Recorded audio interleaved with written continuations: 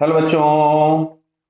Question में बोला गया है from the top of the tower of height 200 metre ball A is projected upward with 10 metre per second and 2 second later another ball B is projected vertically downward with the same speed then. तो देखो पहले यहां पे कि मान लो हम लोगों के पास कोई भी एक बिल्डिंग है जिसका हाइट दिया गया तो 200 मीटर।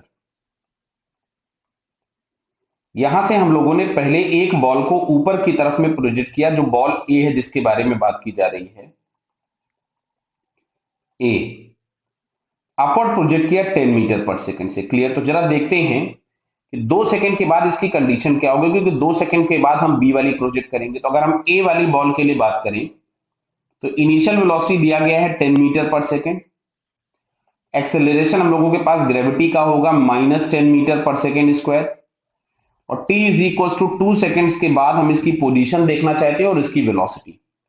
तो v बराबर अगर हमने लिखा u प्लस ए टी तो यहां से मिलेगा 10 माइनस 10 इंटू टू, मतलब ये आ गया -10 मीटर पर सेकेंड। यानी आफ्टर 2 सेकेंड्स ये बॉल नीचे जा रही होगी with the 10 metre per second.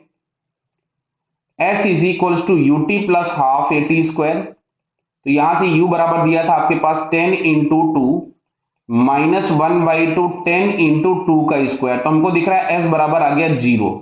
s बराबर कितना हो गया 0। समझ में आ रहा बताइए कि जो डिस्प्लेसमेंट हम लोगों को मिला 0, मतलब ये बॉल लौट करके वापस यहीं पहुंच चुकी है। क्लियर। तो समझना बात को, ये t बराबर 0 की कहानी है। t बराबर 2 सेकंड पे अगर हम देखेंगे तो ये लौट करके यहां वापस आ गई होगी। ये t बराबर 2 सेकंड पे है और ये नीचे जा रही होगी 10 मीटर पर सेकंड से। एट द सेम इंस्टेंट यहां से हम लोगों ने बॉल बी को नीचे प्रोजेक्ट कर दिया with the 10 metre per second. तो अब ये हम सब लोगों को समझ में आ गई होगी बात कि दोनों बॉल एक साथ नीचे पहुंचेंगी। दोनों का ग्राउंड पर हिटिंग वेलोसिटी या हिटिंग स्पीड जो भी बोलना चाहे वो सेम होगा। वेलोसिटी भी सेम होगी बिकॉज दोनों डाउनवर्ड्स ही मूव करेंगी। दोनों की वेलोसिटी नेगेटिव होगी और दोनों डाउनवर्ड्स मूव करेंगी। तो ऑप्शन पढ़ते हैं हम लोग। तो पहला लिखा हुआ है both A and B will reach the ground simultaneously. बेटा दिख रहा है हमको कि साथ में पहुंचेंगे, तो ये ऑप्शन करेक्ट हो गया। दूसरा गलत हो गया। Both the ball will hit the ground with the same velocity, ये भी बात सही हो गई, with the same velocity. Both the ball will hit the ground with the different velocity, गलत हो गई बात। तो यहाँ पे फर्स्ट और थर्ड आंसर हमारे पास करेक्ट दिख रहा है। क्लियर बेटा, ऑल द बेस्ट।